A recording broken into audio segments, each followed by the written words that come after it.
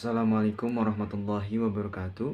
Izinkan kami dari kelompok 1 ingin mempresentasikan tentang materi yang sudah kami buat, yakni mengenai ruang lingkup analisis makroekonomi. Adapun kelompok 1 terdiri dari saya, Ahmad Septiadi, dan rekan saya, Lulu Najibah, serta Muhammad Arsan.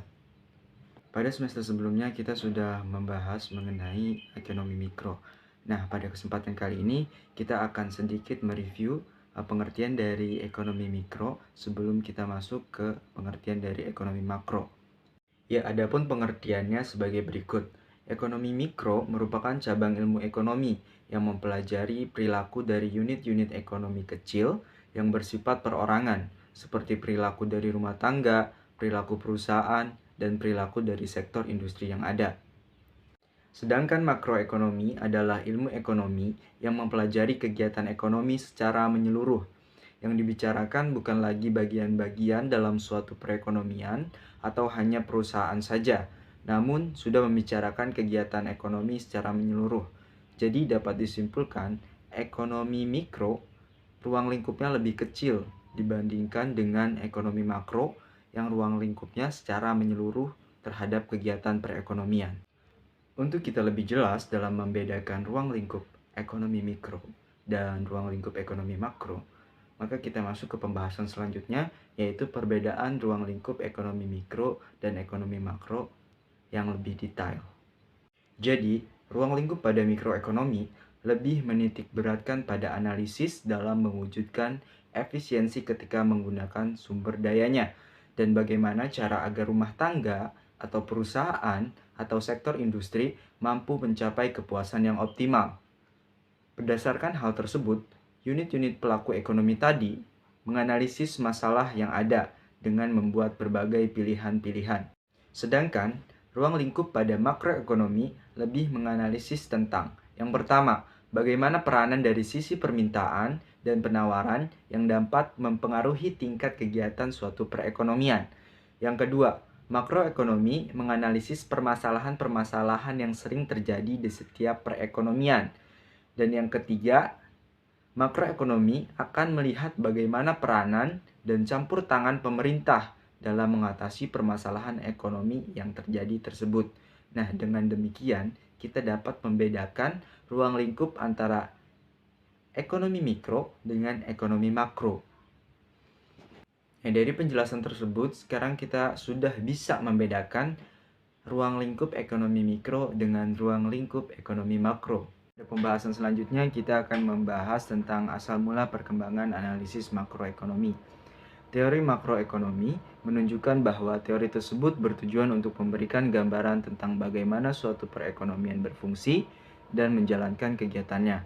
Teori tersebut pada hakikatnya menerangkan bagaimana suatu perekonomian masyarakat yang A. memiliki faktor-faktor produksi yang terbatas, yang B. mempunyai keinginan memperoleh barang dan jasa yang tidak terbatas, membuat pilihan-pilihan dalam memproduksi dan mengkonsumsi barang dan jasa sebagai kepuasan dan kesejahteraan masyarakat yang dapat ditingkatkan. Oke, dapat disimpulkan bahwa asal mula perkembangan analisis makroekonomi timbul karena kebutuhan manusia akan barang dan jasa yang tidak terbatas dalam memenuhi kepuasannya, sedangkan faktor-faktor produksi yang tersedia itu terbatas. Pada pembahasan selanjutnya, kita akan membahas tentang tujuan kebijakan ekonomi makro. Menurut Suparmoko dan Sovilda tahun 2016, terdapat beberapa tujuan utama setiap perekonomian meliputi 4 hal. Yang pertama, yaitu mencapai dan mempertahankan kesempatan kerja penuh. Artinya, kebijakan makro harus mampu menciptakan lapangan kerja. Dengan demikian, negara mampu meminimalisir pengangguran, karena tingginya angka pengangguran berdampak buruk bagi negara tersebut. Kedua, mempertahankan stabilitas harga. Dengan menjaga stabilitas harga barang, itu akan berdampak baik bagi negara. Negara akan terhindar dari inflasi dan deflasi. Yang ketiga, meningkatkan pertumbuhan ekonomi. Dengan adanya kebijakan yang mampu menciptakan lapangan pekerjaan penuh, dengan sendirinya pendapatan masyarakat akan bertambah yang berefek pada pertumbuhan ekonomi yang meningkat. Yang keempat, yaitu mencapai keseimbangan neraca pembayaran internasional. Pastinya, setiap negara melakukan perdagangan dengan negara lain. Maka dari itu, kebijakan makro dibuat untuk mengatasi ketidakstabilan atau ketidakseimbangan dari neraca pembayaran yang mungkin saja terjadi. Terima kasih, cukup sekian presentasi dari saya. Untuk selanjutnya dilanjutkan oleh rekan saya, Lulu Najibah. Assalamualaikum warahmatullahi wabarakatuh. Saya Lulu Najibah. Saya akan melanjutkan presentasi dari Ahmad Septiadi. Baik, di sini saya akan menjelaskan tentang masalah utama makroekonomi. Yang pertama ada masalah pertumbuhan ekonomi. Pertumbuhan ekonomi adalah perkembangan kegiatan dalam perekonomian yang menyebabkan barang dan jasa yang diproduksi meningkat dari periode ke periode berikutnya. Menurut Suparmoko dan Sofilda, ada dua kekuatan yang mendorong terjadinya pertumbuhan ekonomi, yaitu yang pertama pertumbuhan faktor produksi, baik itu tenaga kerja maupun kapital, dan yang kedua adanya peningkatan efisiensi dalam produksi karena perkembangan teknologi, transportasi, komunikasi, perbaikan pengetahuan, keterampilan, dan lainnya. Dan yang kedua ada ketidakstabilan kegiatan ekonomi. Ketidakstabilan ekonomi merupakan perekonomian yang mengalami gejolak perubahan harga barang. Apabila harga barang tidak stabil, akan mengganggu jalannya kegiatan perekonomian, baik itu pengusaha, produsen, maupun konsumen itu sendiri.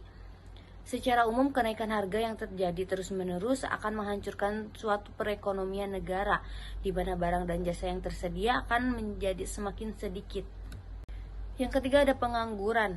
Pengangguran adalah suatu keadaan di mana seseorang tergolong dalam angkatan kerja, ingin mendapatkan pekerjaan tapi belum dapat memperolehnya.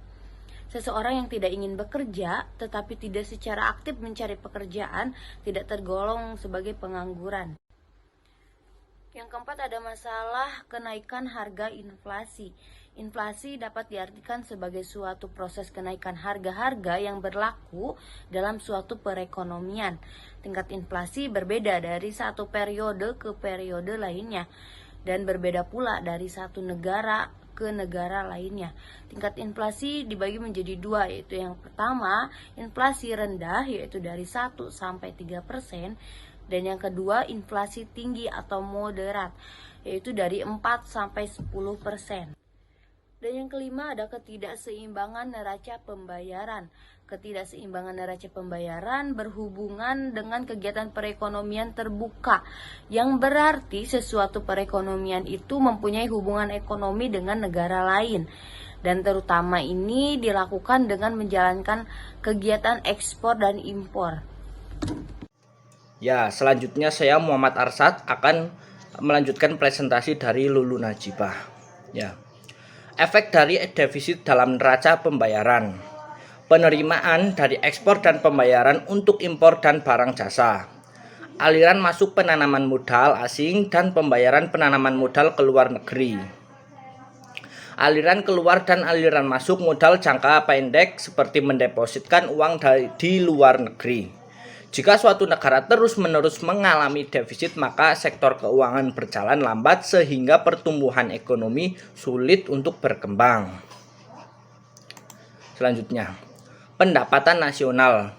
Produk nasional atau yang biasa disebut dengan pendapatan nasional adalah istilah yang menerangkan tentang nilai barang atau jasa yang diproduksikan suatu negara dalam satu tahun. Jadi pendapatan nasional itu bisa dihitung jika setelah satu tahun gitu. Nanti pendapatan nasional bisa diperkirakan setelah adanya nilai-nilai barang dan jasa itu selama satu tahun itu baru bisa dihitung. Selanjutnya, kebijakan makroekonomi. Kebijakan makroekonomi adalah bentuk kebijakan yang diambil oleh pemerintah suatu negara yang pada prinsipnya bertujuan untuk menstabilkan perekonomian dan menciptakan pertumbuhan ekonomi ke arah yang positif.